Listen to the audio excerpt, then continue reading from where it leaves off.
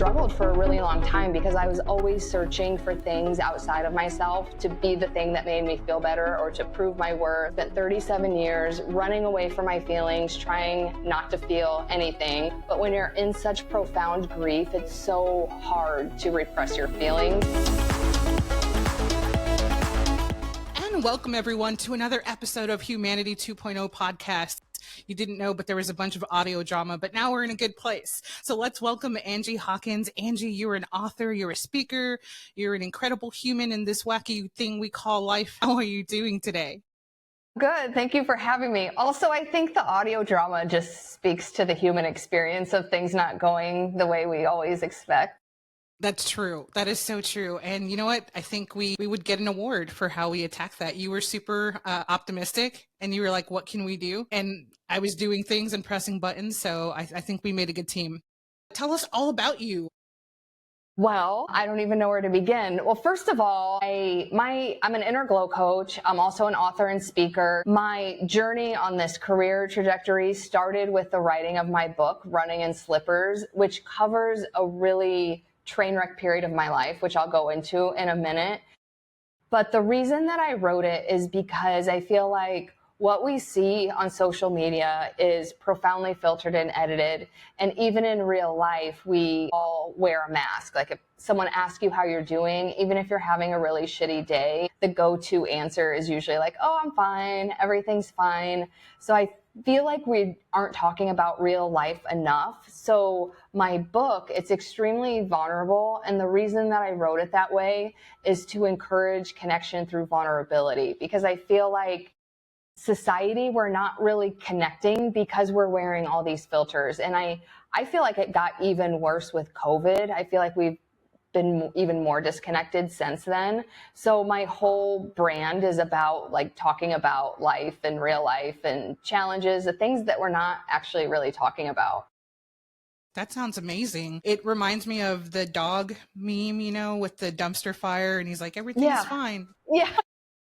That's so hilarious. I've worked in the social media space previously, so I know exactly what you're talking about when it comes to filters and nothing really being what it seems, especially because it's edited down. And what you see is never really what's going on or what went on, 5 minutes prior to recording.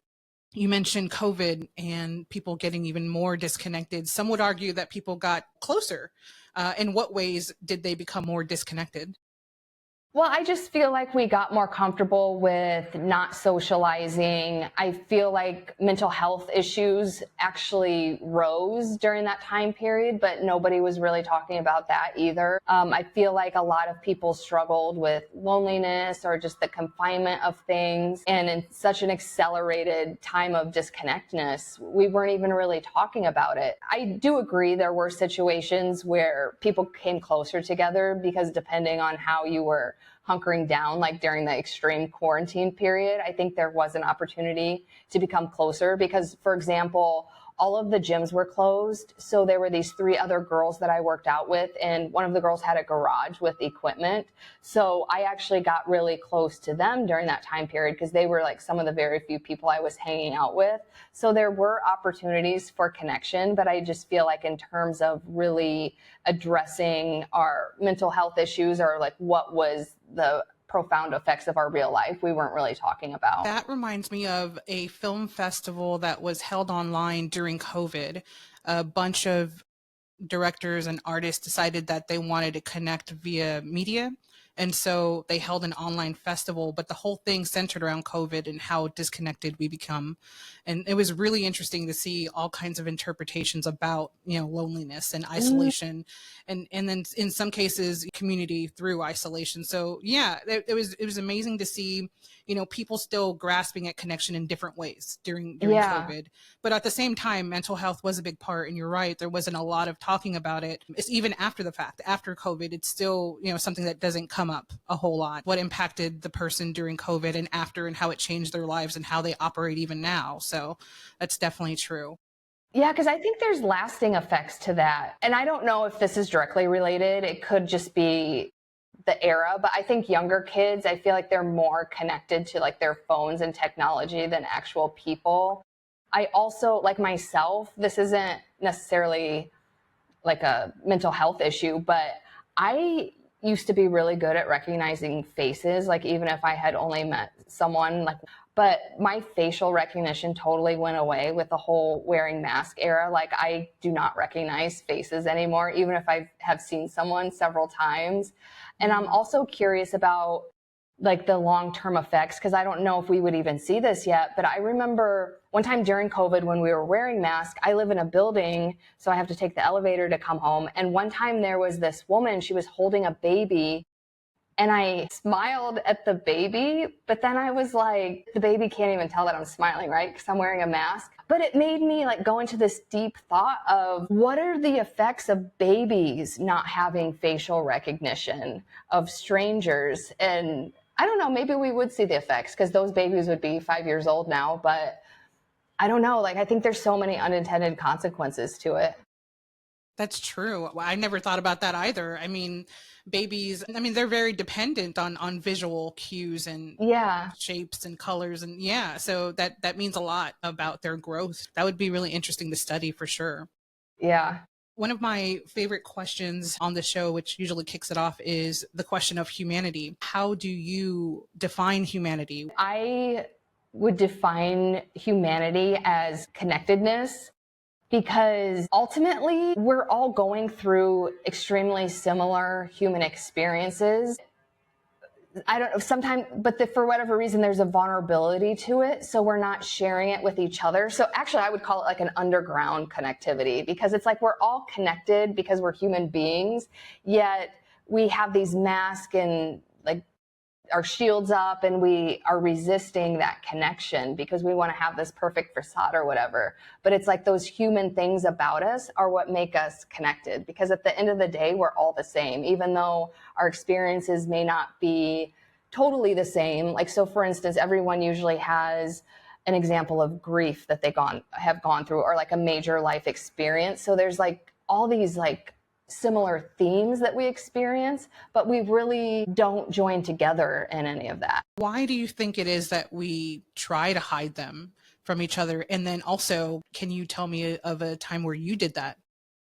Yeah, well, I did it like most of my life, and that's just it. I can really only speak to my own experience, but I think I actually already know, because I've been having more of these conversations. It's relatable to other people, because I always wanted to have this facade of like, I wanted to look like I had my shit together and that I knew what I was doing. And, I didn't want people to see my imperfections, but that's what makes us human. So that's why there is this connection and vulnerability, because it's actually relatable.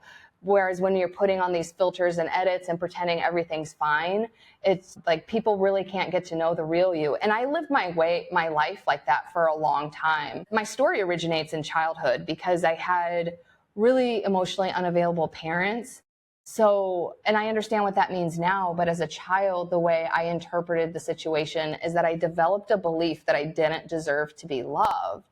So I went through life being a people pleaser because I didn't feel like I was inherently worthy of things. I was always like chasing and looking for things outside of me. And instead of embracing who I was always conforming to things outside of myself. And I didn't ever feel like seen for who I was. But on the other hand, I wasn't really letting people see who I really was. And I struggled with that for a really long time. And I think it just comes down to vulnerability, because we don't want people to see our imperfections. If you take a moment just to think back, can you recall why or what happened that had you feel you didn't deserve love? A big part of it was both of my parents were emotionally unavailable, however, in different ways. My dad was an alcoholic, so he was physically present in the house, but he emotionally was not there. However, my mom, she was more, what is the word? Enmeshing, I think is the word, but that's also emotionally unavailable in a different way, because she was like so controlling. She never was really interested in like learning about who I was or what I liked. She always just wanted me to conform to whatever she wanted me to do. So it was emotionally unavailable in a different way. So I just never really felt worthy of love as I was. I felt like I had to conform these roles to please my parents.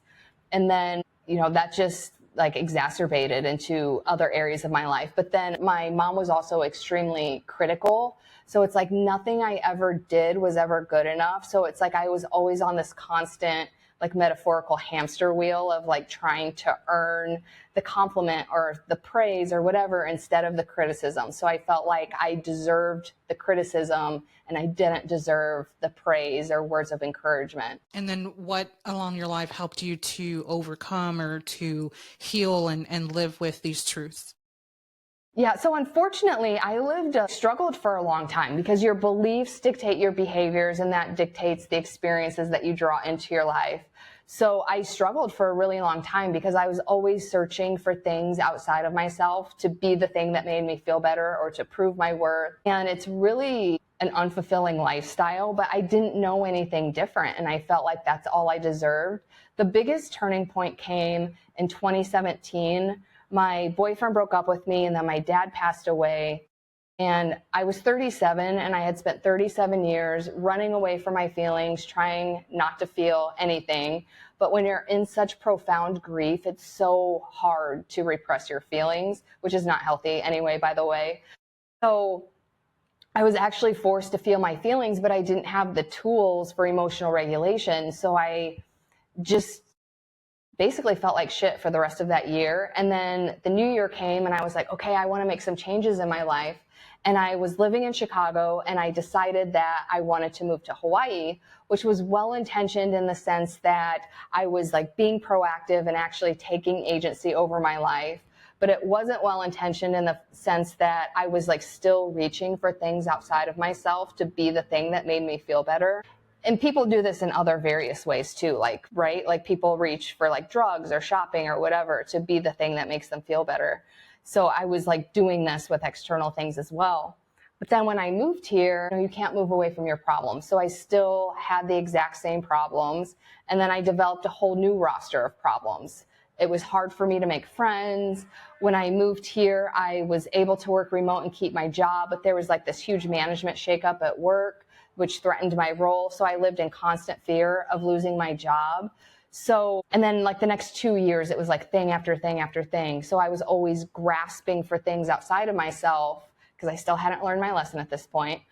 And then COVID happened. So again, like we were just talking about that at the beginning, I don't think I have to explain how that made it worse because it was just like the isolation and restrictions just were so overwhelming. And then the straw that broke the camel's back was the end of a relationship during COVID. And I had this moment where, we all have these moments where everything is so overwhelming and you feel like you can't take anymore. But then on top of that, it was just this sheer feeling of hopelessness because nothing had been going well and I truly did not see any hope for the future. So I intentionally overdosed on my anxiety medication. And I was unconscious in my bathroom for a day and a half. I spent another day and a half in the hospital. And when I was released from the hospital, I called a friend and I told her everything that happened. And she was like, she told me, it's not your time. And like, that was so profound to me in the moment. And like, it sent a chill through my body. And so that's when I decided like, I need to make some changes in my life. And I need to make them the right way because any attempt that I had made to heal through traditional therapy or whatever before was not working. So I invested in myself and hired a coach. And that's what I call my healing journey in earnest because he helped me see like how I was living my life was basically rooted in this limiting belief of that I didn't deserve to be loved. So he helped bring that to my awareness and actually changed how I showed up in my life. Do you feel like, I guess, the culmination of all of that grief and your internal struggles that you didn't deal with, you brought them from place to place, and because they were not dealt with, it just ended up in that bathroom? I think so, because one of the greatest skills I have learned since then is how to feel my feelings and feel safe in my body while feeling my feelings. Because yeah, some things that we feel are not desirable, but if you just keep stuffing them down and repressing them, they will catch up with you in a way that you probably won't find very pleasant. So it's easier just to actually feel them and learn how to feel safe in your body so that they don't catch up to you in that way. And for folks listening that might be in the same place, what would be your encouragement to them as far as feeling their feelings and tools they can use? Actually, this is my number one. I don't call it a trick because it's actually a scientific fact, but basically the physiological feelings in our bodies that are triggered from like a fight or flight type of response, they only last for 90 seconds. The reason why they tend to last longer is because the stories that we like ruminate on and feed into the feeling.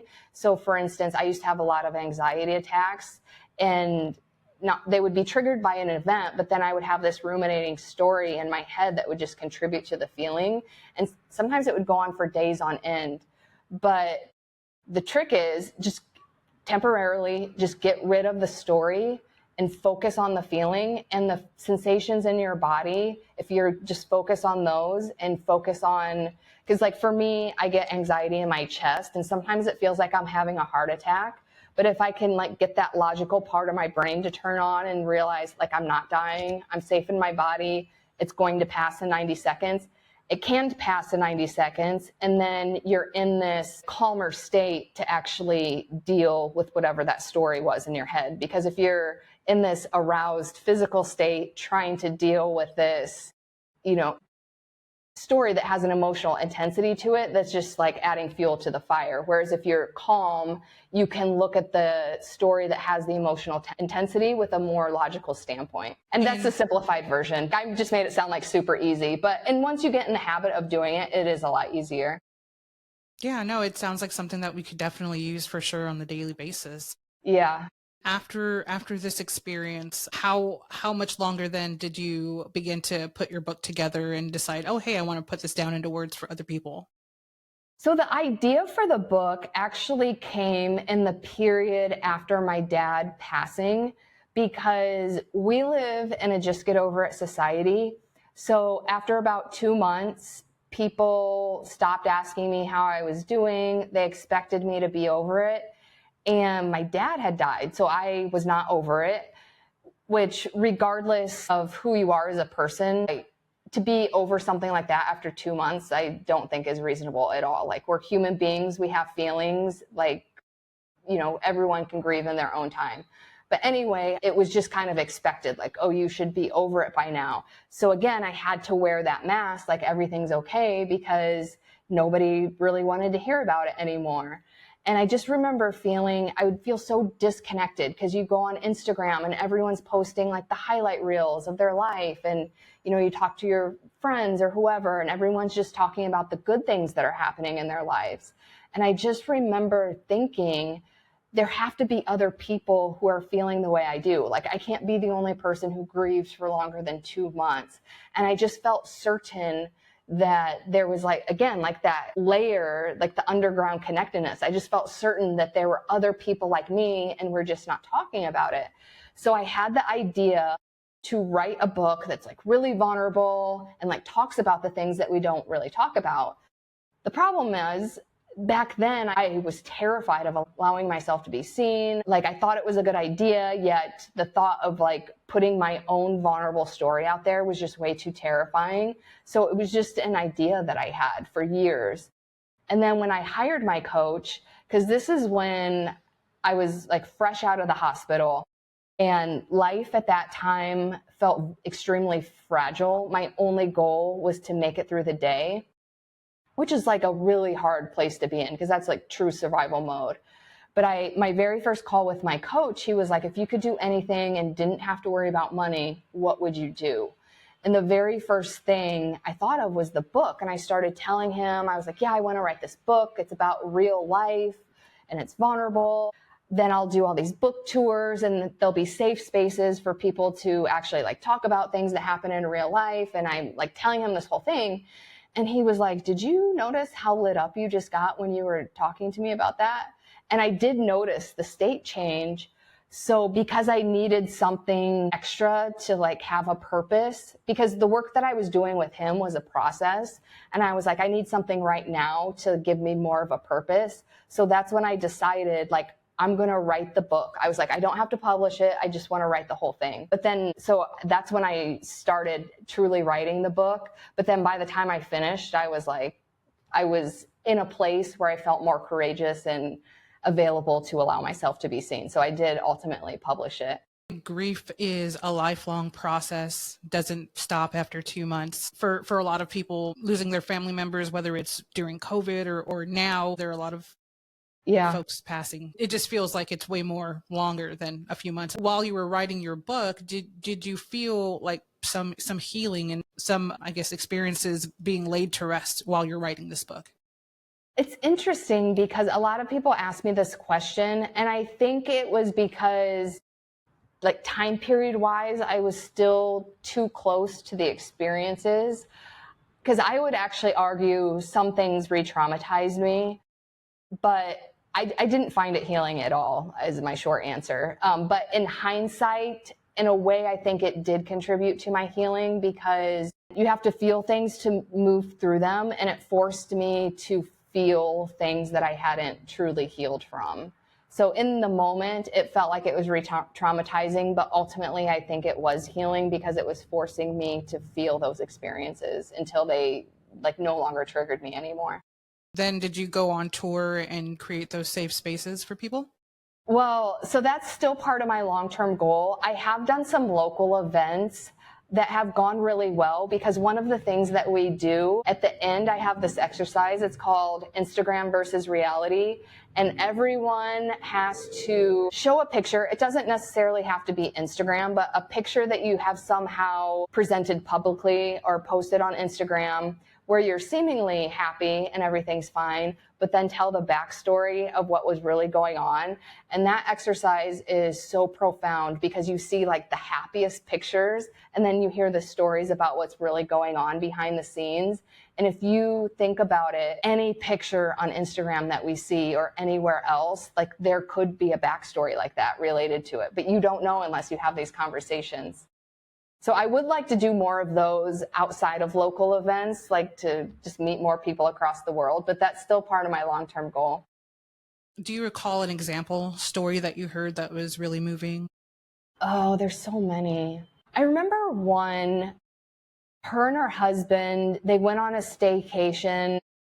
Hilton has a really cool hotel. It's called Hilton Hawaiian Village, like right by the ocean. So they did a staycation at Hilton Hawaiian Village. So the picture is like from their balcony of the beach and like the scenery. But she was a recovering alcoholic, and she had just quit drinking. So she was going through withdrawal, and she was really depressed, and like their room, like there was some mix up with the room or whatever, so they didn't get the room that they wanted. But it was mostly the feelings about, she wasn't happy because she was like still dealing with her sobriety journey. But again, it's like you never would have saw that from the picture, because it looks like they're having like this amazing staycation at the Hilton right by the beach. That's crazy. And you live in Hawaii, correct? Yes. But to a lot of us, that's like the happiest place ever. I get so many comments about like, oh, like you must be so happy living there, or like people think I have the perfect life because I live in Hawaii. And it's like, I'm not gonna lie, it is nice that the weather is nice almost every single day, but that's not what makes your life perfect. And because my attempt happened when I lived in Hawaii. So that just goes to show, like, where you live does not determine your mental state. I think it can enhance it or decrease it for sure, but like your mental state is dependent on your internal world. It's not the weather. But I get that all the time. People think my life is perfect, or I even had a few comments when I published the book. These were actually family members, like, well, I don't understand why you're so depressed, because like you have a perfect life. And it's like, my life is not perfect. I know some folks that live in Hawaii, and they would say the same, that, you know, it isn't the perfect place that we all think it to be. I mean, no place is perfect. Yeah, well, also, and this is what I try to explain to people, you know, I have a full-time job, I have life responsibilities. So just that alone is so much different than the experience of being on vacation. Because on vacation, you have all day, every day to do what you want. but already like my life responsibilities cut out a huge chunk of my day. Just observing humanity around you where you are now, do you find differences between people where you live now versus people where you lived before?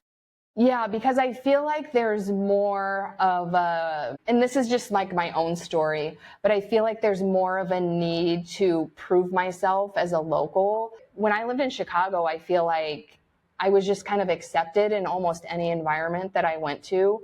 But here, when I first started surfing, it took me several years, and I'm not exaggerating, it took about 2 years for me to actually be accepted by the surf community. So it feels like it's this constant struggle to finally be accepted. I'm still kind of stuck on, you're a surfer? What does that feel like to be on the waves and be in the water like that? I love surfing. Surfing was my unintended consequence to COVID because everything was closed, like the beaches, the parks, hikes, everything except the ocean, because the state doesn't have jurisdiction to just close the ocean. So people were still surfing. So I was like, I need to learn how to surf. And I used to be the kind of person, I don't know if you've ever heard of a fixed mindset versus a growth mindset. I definitely used to be a fixed mindset. Like if I wasn't immediately good at something, I would just quit. And so when I started surfing, which is extremely difficult, I was not immediately good at it, but I didn't quit because there was nothing else to do. Because it's like, I love being in the ocean and in nature. So it's like, if I quit surfing, then I'm right back to like not being able to do anything. So I only stuck with it for the purpose of being outside and being in nature. But then eventually I actually started to get better. And so surfing has actually taught me a growth mindset, and I've actually learned to enjoy the experience of learning. So that was the unintended consequence of COVID for me, was learning how to surf and actually learn about the growth mindset. Did you have any profound thoughts while you were out there on the waves or just watching the sunset? I have profound thoughts all of the time because there's so many analogies about surfing that directly correlate to life. One of my favorite ones that I think about a lot, I think it's actually just called the surfer's mindset. But when you're surfing and you're on the wave, you know the wave is going to end, but that doesn't stop you from enjoying the wave, because the entire time you're on it, you're like in the moment and you're enjoying the feeling of being on the wave, because there's nothing else like it. It feels like, what other opportunity can you have to basically walk on water, right? So it is this amazing feeling.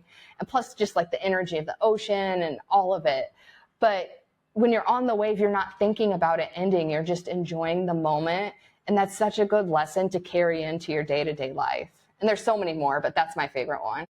I love that. It really is how we should feel about life in general, because we only get the Yeah. one wave. So that's amazing. Is there anything that comes to mind when you think of, all that you've been through that you just really want to scream out and have people hear? Any words of comfort or just anything that you want to share with everyone listening? Yeah, I always like to reiterate, first of all, you are worthy, because I used to be in this place where I didn't even feel worthy of being happy and fulfilled. First of all, if you are alive on this planet, then you are inherently worthy of feeling that. And if you're not feeling it now, it is available to you. So, and by that, I mean, there is hope for the future. And I like to reiterate that because, my rock bottom came from a place of feeling hopeless. And that's such a dangerous place to be. And if I'm being honest with myself, that wasn't even the truth. That's just how I felt in the moment. So I wish there was someone like me who I could have listened to earlier to like give me that spark of hope. I just don't feel like there's enough people talking about, like, for instance, suicide is a very heavily censored topic. So I had never really heard anyone talk about it, or their feelings leading up to it, and if they survived, like, what does life look like on the other side? Like, or just mental health in general. Like, I had never really heard any stories from, like, I was in this really deep, dark place and I was able to get out of it. So not having that open information sharing and not understanding that there really was hope for the future, that was not even available to me at that time. Looking back on your own story, is there anything that comes to mind at the moment that you would share with people? Just that there is hope. I know, like, in the moment, it just seems so dark, but it's because you're caught up in your emotions. And when your emotions have that much emotional intensity, they do seem factual. It does seem like this is how it is, and it feels like that feeling is never going to end. But it's like the waves of the ocean. Like sometimes they ebb and flow. Sometimes they're really strong, and sometimes they're calm.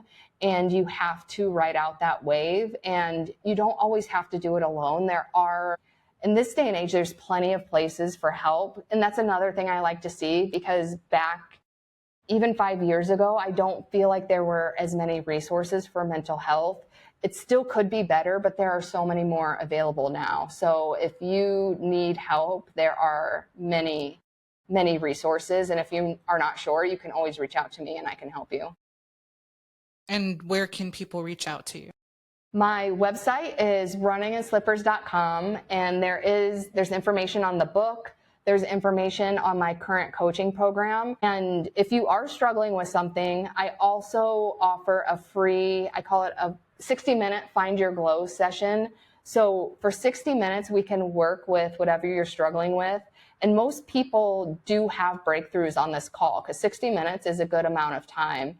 And then once we discover, what your limiting belief is or whatever comes out of the breakthrough, I can give you recommendations for going forward, because my coaching program is not for everybody. So if it's not a good fit for you, I know other coaches, I know therapists, like there are resources that I can point you in the right direction. So I have to ask, what does it feel like for you to go from your own personal darkness and struggle to now being able to help others in that same place and see them just become even the slightest bit more hopeful about their future? How does that feel for you?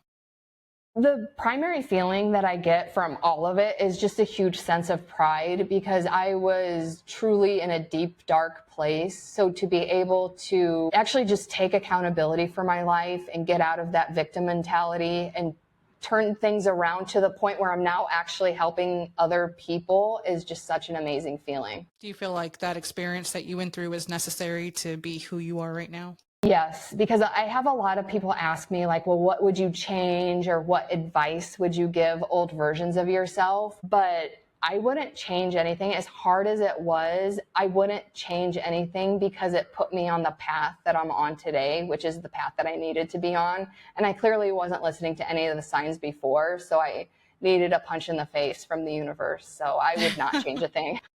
But I do not recommend hitting rock bottom. So that's another reason I share my story, because I knew I was heading in that direction. I just didn't do anything about it. So if you know you're heading in that direction, get help now, because I will say it made it that much harder to pull myself out. For some people, it's incredibly hard to get help. And even just talking to one person, could be anyone, doesn't have to be someone close, but just one person can help to get the words out there and to hear yourself say them. I think that's super important. Everybody feels a certain way at some time or another. So you would be surprised if you really opened up to a safe person, like how compassionate and open they would be to hearing their story. And they probably experience the same things, because even I never really talked about my story until I published my book.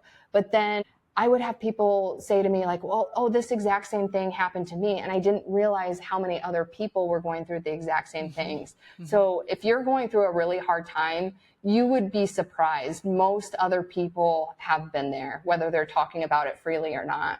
Is there anything else from your book that you want to highlight? I really like the concept of, all those filters on social media. Does the book go into that a great deal, or is it like a mixture? Not like explicitly. I try to tell the story as it's happening to me, so nothing's told from hindsight. I try to touch on themes that we all go through. So there's breakups. My dad died, so there's grief of dying. There's a major life transition of me moving from Chicago to Hawaii. I briefly covered friendship breakups. I wish I would have went into more detail, because I think that's another thing that we're not really talking about, but everybody experiences. What else? Yeah, the mental health issues. Actually, and also it discusses COVID, which in hindsight, I wish I would have written about it differently, because I feel like we've already forgotten about some of the nuances of that period. And because I glazed over the nuances thinking like, oh, everyone will know what this means, maybe I should revise that part. But anyway, it does cover COVID, but I don't think it covers it in the sense that would like bring you back into that moment, because I skip over all the nuances of like the mask and all the restrictions, but it does cover COVID too. If you could share a message with humanity, what would you tell them? I think instead of being divided, we should all just try to unite and love each other. There's so much hate and anger and judgment and all this other stuff, but at the end of the day, we're all human beings. And I think it would really raise the vibration of the universe, because there's so much like hate and stuff going on right now. But if we all just like had more love and respect for each other, it would really go a long way to raise the whole vibration of the universe. For sure. And I love that you said humanity is connected, that underground connection. I think that is such a wonderful description of humanity. I feel like today's episode has been like a peeking into your humanity, which is awesome. Thank you for sharing your humanity with us. Yeah, thank you for having me on. I love this theme. Yeah, because at the end of the day, we're all the same. Yeah. And I have to say, like, every episode, it feels different because, you know, we either will dive into your humanity or we'll talk about humanity as a concept at whole. Hearing other stories of other people and connecting with them, that makes all the difference. So I think so too. Yeah. Yeah. And that's why I share my story. Like, we should all be doing this, and it's not just me, because we all have unique stories and can learn from each other. So yeah, I love what you're doing. I hope that you have a great rest of your year, and it feels like, you know, life is a whole series of revisions. Your book may go through quite a few revisions, but it's all part of life. So thanks so much for being here. Thank you. And we'll see you guys next time on another episode of Humanity 2.0. Don't forget to be good to other humans.